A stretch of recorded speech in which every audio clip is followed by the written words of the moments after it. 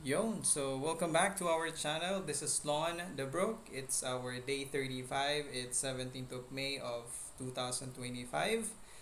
And today it's my last day in terms of my rest day. Tapos bakbakan na naman tayo pagbalik natin sa ating regular work mamaya. So kahit pagod kami galing outing, masaya kasi nakapag-unwind kahit konti. So alam nyo kahit gaano ka busy ang trabaho or sa side hustle natin, kailangan talaga natin ng pahinga. So yung mga moments na makalabas, makapag-relax kasama ang pamilya or barkada, sobrang mahalaga para ma-recharge ang katawan at isip. So medyo pagod pa rin pero yung feeling na masaya at fulfilled kasi kahit papaano nagkaroon tayo ng quality time na hindi puro trabaho lang. So yung ganitong energy ang nagpapalakas sa atin para sa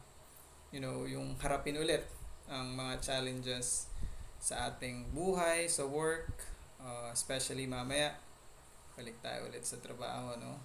So ngayon, last day ng rest day, ginagamit ko yung time na to para mag-reflect at mag-set ng mindset para sa yung bakbakan ulit bukas. Alam kong hindi madali pero kakayanin natin basta may tamang attitude at disiplina. So tuloy-tuloy lang sa grind.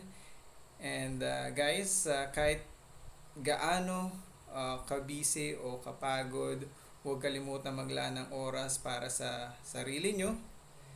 Ang unwind ay it's actually an investment para sa sarili natin, also sa pamilya natin para mas maging productive tayo sa mga ginagawa natin. So maraming salamat sa pakikinig.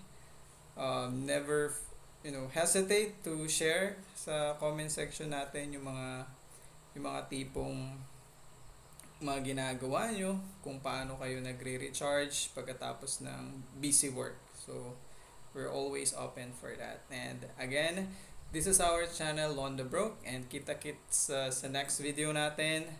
Stay strong, stay rested, and of course, keep grinding. See you!